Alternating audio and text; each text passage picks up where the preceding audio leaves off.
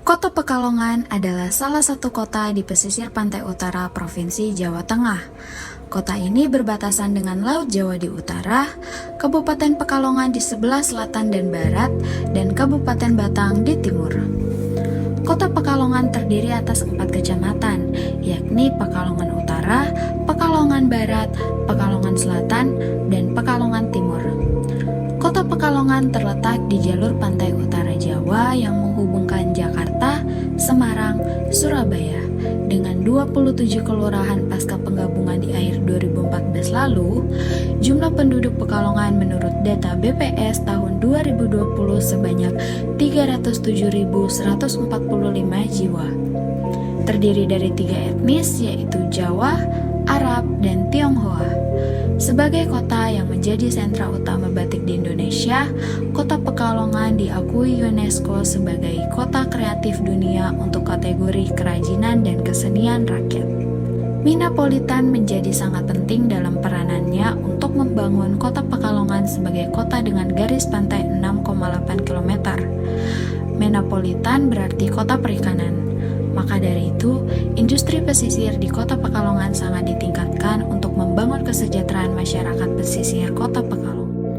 Kabupaten Pekalongan merupakan salah satu kabupaten di Provinsi Jawa Tengah yang terletak di pesisir Laut Jawa. Ada 3 kecamatan yang berbatasan dengan Laut Jawa, yaitu Kecamatan Tirto, Kecamatan Wonokerto, dan Kecamatan Siwalan. Dari penjelasan tersebut, maka wilayah Kabupaten Pekalongan, terutama 3 kecamatan tersebut yang lokasinya di sebelah utara, selalu terkena rob yang intensitasnya semakin parah dari tahun ke tahun. Di Pekalongan, Jawa Tengah, ratusan rumah terendam oleh banjir setinggi 30 cm.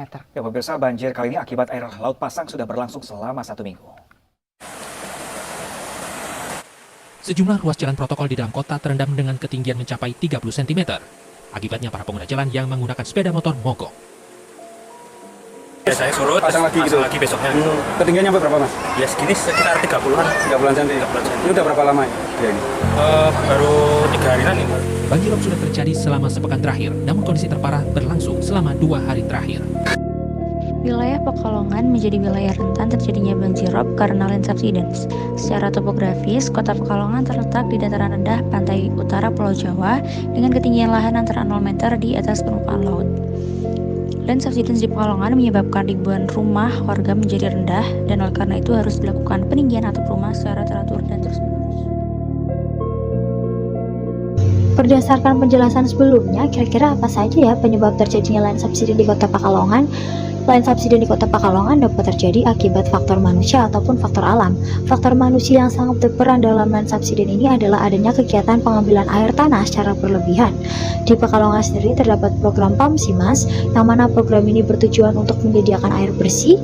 Dari program ini terjadi pengeboran air tanah secara besar-besaran, yang mana hal tersebut menjadi salah satu penyebab utama terjadinya land subsidence.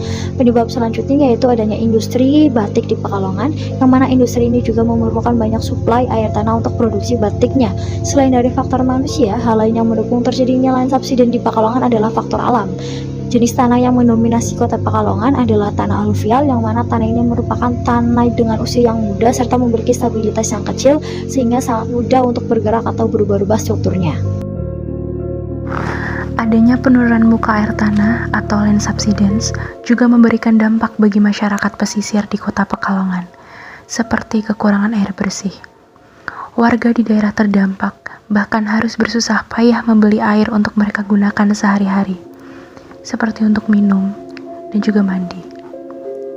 Selain itu, kerusakan infrastruktur bangunan juga menjadi salah satu masalah yang didapatkan karena adanya penurunan muka air tanah.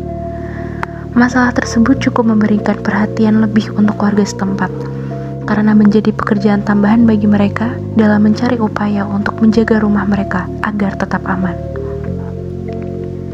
Adanya genangan yang disebabkan karena banjirop dalam kurun waktu yang lama juga menyebabkan masalah, yaitu timbulnya penyakit yang cukup membuat warga merasa gelisah dan juga risau.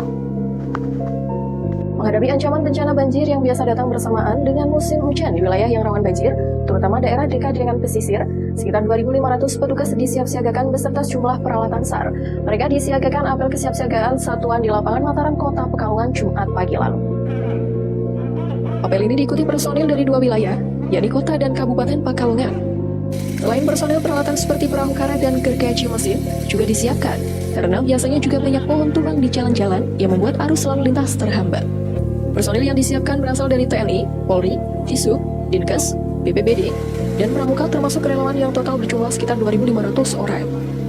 Gubernur Jawa Tengah Ganjar Pranowo melakukan pengurangan resiko banjir rob Pekalongan melalui program Flood Resilience Alliance atau kelompok ketahanan banjir untuk wilayah kabupaten dan kota Pekalongan Raya, Jawa Tengah. Di hadapan peserta dialog dari jajaran pemerintah kabupaten dan kota serta Forkopimda Pekalongan Raya, Ganjar menjelaskan 3 hal, yakni antisipasi dan penanggulangan banjirop, pendekatan kepada masyarakat terkait rumah panggung, dan transportasi air hingga alternatif pengosongan permukiman langganan banjir. Sebagai langkah antisipatif, penataan kawasan permukiman tahan banjir seperti yang ada di Belanda, namun kendalanya ada pada besarnya anggaran yang harus dikeluarkan. Sebagai kawasan langganan banjirop, Ganjar mengatakan warganya harus diberikan pengetahuan terkait permukiman permanen dan semi permanen. Jika warga tetap bertahan di daerah itu, maka sebaiknya membangun rumah panggung. Nah, dari video sebelumnya dapat ditarik kesimpulan, dan dari kesimpulan ini dapat ditarik solusi. Nah, untuk solusinya terdapat 2, yaitu dari pemerintah dan dari akademisi.